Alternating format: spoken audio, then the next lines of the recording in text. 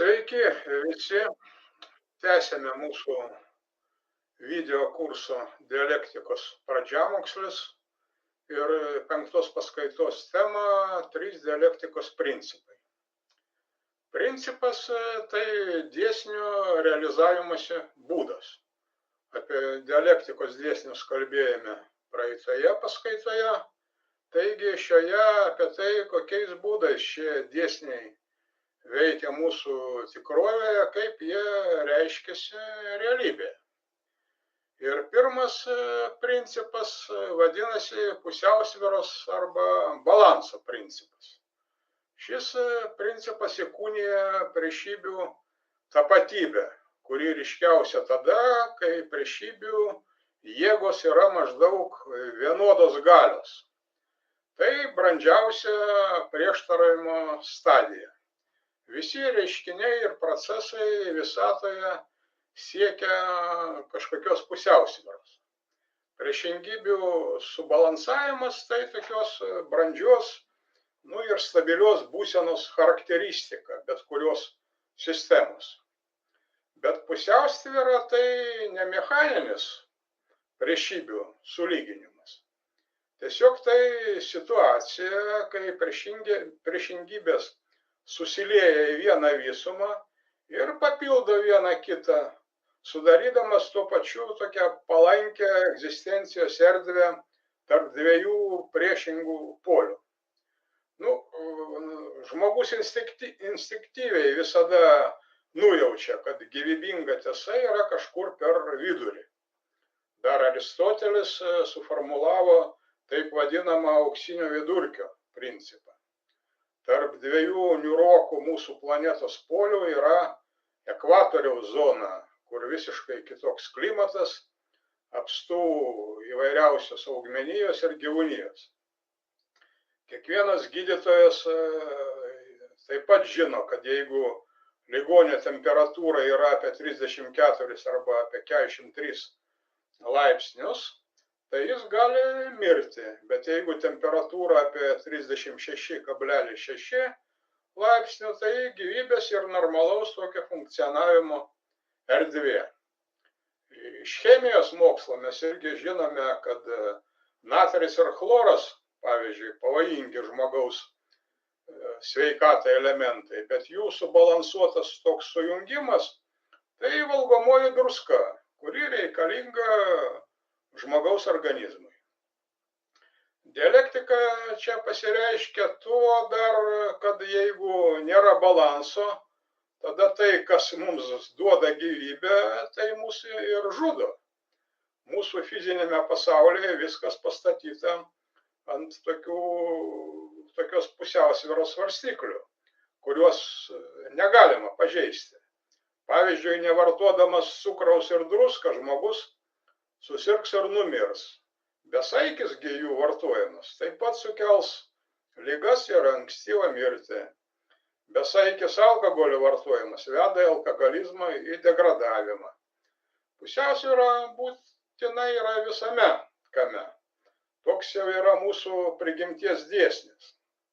Kiekvienam individui svarbu išlaikyti savo vidinę pusiausvyrą, visai visuomeniai socialinę pusiausvyrą, jos pažeidimas sukelia nenuspėjamų pasekmių, ką mes tarp kitko ir matome šiandien mūsų pasaulyje. Taigi, subalansuotas toks priešingybių sujungimas visada sudaro tam tikrą pusiausvyros zoną, kurioje atsiranda optimaliausios vystymosi sąlygos. Kai kurie specialistai teigia, kad optimalią subalansuotą vystymosi zoną sudaro 60–70% vienos priešingybės ir 30–40% kitos. Už jos ribų, jeigu vienos daugiau, o kitos mažiau, nei šios proporcijos, atsiranda tokia poliariškos rizikos zona, artėjant prie kurios pokyčių procesas susiduria su neigiamomis pasekmėmis ir priešinga pokyčių tendencija. Kiekvienoje šeimoje ar darbo kolektyve, pavyzdžiui, moteriško ar vyriško prado, autoritarinio ar demokratinio valdymo dominavimas, problemiškų daro pačios sisteminės visumos egzistavimą. Balansinės pusiausvyros dialektiškumas pasireiškia tuo, kad jis nuolat pažeidžiamas vienos ar kitos jį sudarančios priešingybės naudai. Dialektinis balansas niekada nesiekia visiškai lygaus 50 ant 50 priešingybių santykių. Dialektika tai ne aritmetika. Visada būna vienos priešingybės persvara. Kartais tam, kad atstatyti balansą, tenka ir, kaip sakoma, perlenkti lazdą. Neperlenksi neištiesi.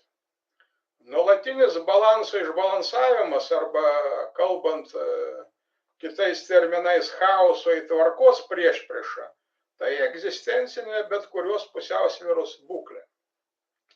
Čia irgi veikia triadiškumas toks. Balansas, disbalansas, balansas su pliusu. Arba tvarka, chaosas ir tvarka su pliusu. Visuomenėje svarbus balansas tarp įvairių socialinių grupių, politikoje, tarp skirtingų valdžių, ekonomikoje, tarp nuosavybės formų ir taip toliau. Globalinė prasme ne per seniausiai egzistavo pasaulinės socializmo sistemos ir pasaulinės kapitalizmo sistemos balansas. Tai sudarė dialektišką priešingybių vienybę ir jų kovą. Žlugus TSRS, neišvengiamai anksčiau ir vėliau ir kapitalistinis vakarų pasaulis turėjo susidurti, ir tai jau matome, su rimtomis egzistencinėmis problemomis. Nes išnykus vienam dialektinės visumos poliariškumui nyksta ir jo priešingybė, žlunga visa globalinių santykių sistema. Iliuzija, kad pasaulyje dominuos nugalėjusi priešingybė, pasibaigė. Kaip dėja ir iliuzija dėl amžiams nugalėto antrame pasaulinėme kare fašizmo. Tik stiprėjantis komunistinės Kinijos ir atsigaunančios Rusijos globališkumas bei kitų globalinių žaidėjų atsiradimas dar gali transformuoti šį degradavimo procesą į kažkokią naują pasaulinę balansinę tvarką. Bet ir šiuo atveju vakarai jau, žinoma, nebebus tais vakarais, prie kurių pasaulis per 500 metų vakarų Europos dominavimo buvo pripratęs. Europos saulėlydis, vakarų saulėlydis, tai dėsninga dialektinės logikos išdava. Kita vertus, besiformuojantis daug poliarinis pasaulis, tai tik pereinamoji jo būklė. Galų gale pagal dialektikos dėsnius vis vien turėtų susiformuoti nauja bipolarinė pasaulinė tvarka. Vien poliariškumas į daug poliariškumas tai tik laikini nukrypimai nuo dialektiškai prieštaringos pusiausvyros tarp dviejų pagrindinių polių. Kokie jie bus, kokių valstybių blokai ją sudarys, laikas, žinoma, parodys. Šiandieninėme visuomeniniame Lietuvos gyvenime visur balansas svyruoja ant jo pažeidimo ribos. Visuomenėje išskirtinės pozicijas sudarytas stambaus verslo grupėms, politikoje dominuoja užkulisinio klano interesai, ekonomikoje viską diktuoja privati nuosavybė ir panašiai. Pusiausvyros kitimas visada reiškia, kad konkrečių momentų, konkrečioje situacijoje daugiau yra vienos priešingybės elementų bei tendencijų nei kitos. Jei daugiau stiprumo, tai mažiau silpnumo, jei daugiau aktyvumo, tai mažiau pasyvumo, jei daugiau senatvės, tai mažiau jaunystės ir taip toliau. Žmogaus gyvenime vienokiu ar kitokiu laikotarpiu gali dominuoti sėkmės arba nesėkmės veiksniai, pavyzdžiui. Pusiausvyros principas veikia nepaisant žmogaus norų ir valios. Žmogus gali tik paskatinti bei paspartinti jo veikimą arba trukdyti jam pasireikšti. Bet pastarojo atveju žmogaus veiksmai gali atsisukti prieš jį patį. Vienu žodžiu, balansinė būklė visada turi išsibalansavimo tendenciją. Taigi antras dialektikos principas kaip tik vadinasi tendencijos principas. Subalansuotos sistemos pusiausvyros išsiderinimas kita dialektikos pusė, kita poliarinė priešingybė, kuri veda prie sistemos chaoso. Sistemos priešingybių subalansavimas, išsiderinimas reiškiasi kaip tendencija. Anksčiau aš jau minėjau, kad priešingybių vienybė tai laikinas reiškinys, o jų kova tai nuolatinė būsena. Jeigu yra kova, reiškiasi kažkas laimi, kažkas pralaimi. Kiekvienoje sistemoje kaupiasi įvairūs pokyčiai, kurie vyksta vienos iš sistemos esmę sudarančių priešingybių kryptimi. Šie pokyčiai ir kiekybiniai, ir smulkus kokybiniai sudaro tendenciją. Tai yra, jie neturi tiesios linijos formos.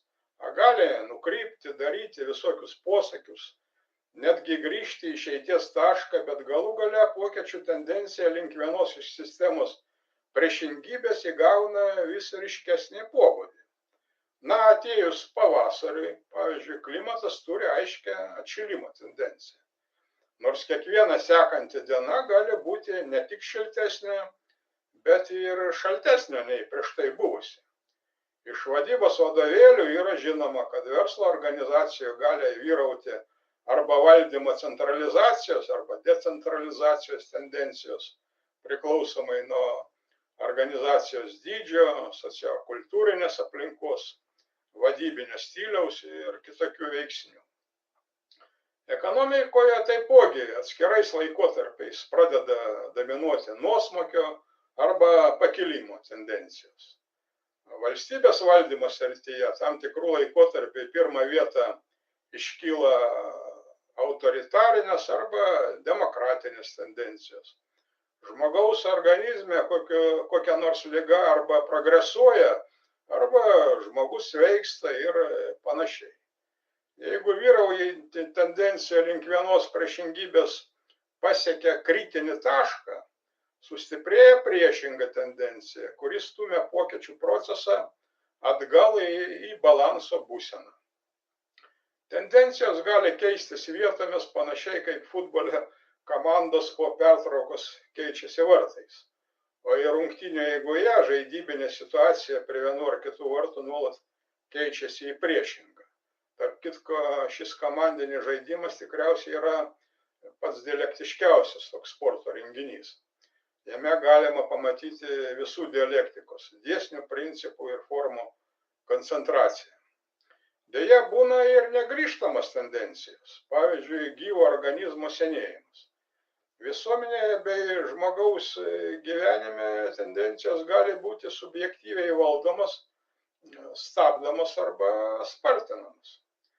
Dabartinė pasaulio amerikanizuotos globalizacijos tendencija pastebimai keičia šio pasaulio ekonominio bei politinio segmentavimo ir regionalizavimo tendenciją. Šiandien vyraujanti Lietuvoje ištautinimo ir išvalstybinimo tendencija susiduria su vis stiprėjančia nepriklausomos valstybės atstatymo iš naujo tendencija, tautos suverenių galių įtvirtinimo procesais ir panašiai. Vis gilėjantis kapitalizavimas mūsų šalyje, visų gyvenimo sričių sukomercinimas susilaukia vis didėjančio tokios socialinės valstybės bei socialistinės idėjos šalininkų tokio pasipriešinimo. Kuo stipresnis valdžios spaudimas, tuo stipresnis yra pozicinis pasipriešinimas ir pastarasis gali reikštis įvairiomis formomis, tame tarpe ir išorėje neįtin pastebimamos. Priešingos tendencijos arba galų gale tampa stipresnės ir sugrąžina sistemą į pusiausvyros būklę, arba visiškai įveikia iki šioliai vyraujančią tendenciją ir nuveda sistemą į priešingą rizikos zoną, arba pačios būna nugalimas ir priverstos galutinai užleisti savo pozicijas iš pat pradžių besireiškiančiai tendencijai. Antrųjų, trečių atvejais pokyčių tendencijos peržengia taip vadinamą ribą ir sistema patiria kokybinį šuolį, kuriame aktualizuojasi neigimo bei kiekybinių pokyčių perėjimo į kokybinius dialektiką. Trečias principas kaip tik ir yra ribos principas. Iš anksčiau pateiktų pusiausvyros ir tendencijos principų tampa aišku, kad tapačios sistemos pokyčiai vyksta tam tikruose ribose.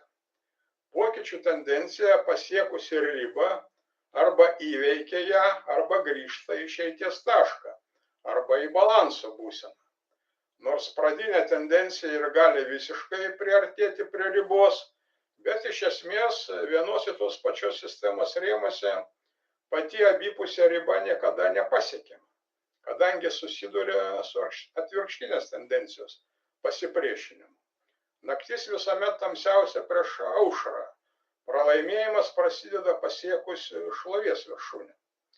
Pati riba gali būti ir nematoma, bei nesuvokiama. Jos įveika ir sistemos kokybės kaita gali vykti nežymiai. Senojos graikų filosofija yra suformuluotos taip vadinamas aporijos, kurios pavadintos filosofo Zenono vardu. Viena jų vadinasi krūva. Jeigu, pavyzdžiui, ant stalo vienas po kito dėlioti grūdus, tai po kurio grūdo jų visuma jau galima vadinti krūva. Tai yra pačios ribos riba gali būti visiškai nefiksuojama ir nepagaunama. Kiekvienoje konkrečioje situacijoje ji labai konkreti. Riba tai kiekybės ir kokybės priešingybių vienybė. Kiekvienas objektas ir reiškinys turi savo ribą, iki kurios kokybė egzistuoja nepaisant kiekybinių pokyčių. Artėjimas prie ribos tai sistemos erozija, o jos peržengimas sistemos griūtis. Mirtis tai gyvenimo griūtis, skyrybos šeimos griūtis, revoliucija santarkos griūtis. Bet tuo pačiu sveikos gyvensenos tendencijos, gyvenimo pratęsimas, susitaikymas ir kompromisas šeimoje, jos išgelbėjimas. Reformos tai subalansuoja valstybę revoliucinėje situacijoje. Taigi, kiekviena tendencija įveikusi ribą transformuojasi į savo priešingybę. Šios dialektinės metamorfozės fiksuojamos ir liaudies sąmonėje, kuri teigia, nuo meilės, pavyzdžiui, iki neapykantos, vienas žingsnis arba nėra to blogo, kas neišeitų į gerą ir panašiai. Anksčiau šiame kurse mes jau kalbėjome apie tokias liaudiškas, gyvenimiškas dialektinio mąstymo šaknis. Ribos principas suvokimas leidžia žmogui pasirinkti išmintingą gyvenimo taktiką ir strategiją. Jos nepaisymas dažniausiai atveda prie netikėtų ir nemalonių pasekmių. Visada naudinga žinoti, kad visi reiškiniai ir procesai turi savo ribas. Kitaip, puikaus rezultato siekimas gali perbraukti tiesiog gerą rezultatą. Paskutinis lašas gali perpildyti kantrybės taurę. Politinių skandalų mūsų šalyje kiekybinė tendencija jau pasiekė tokią ribą, kad tai veda į visos politinės partinės sistemos krizę.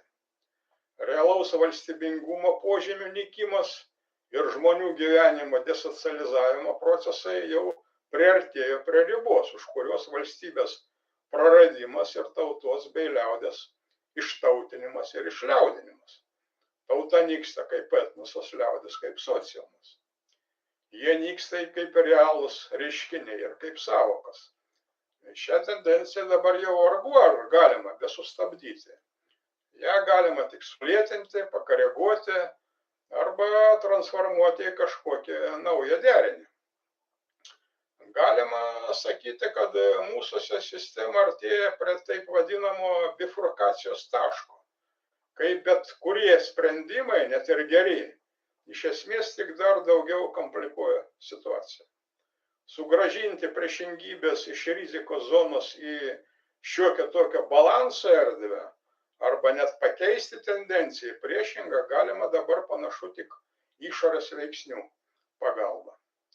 Reikalas tas, kad nėra visiškai uždarų sistemų.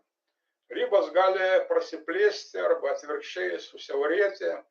Kiekviena sistema dar veikia išorės faktoriai, kurie vienaip ar kitaip įtakoja jos vidinius procesus.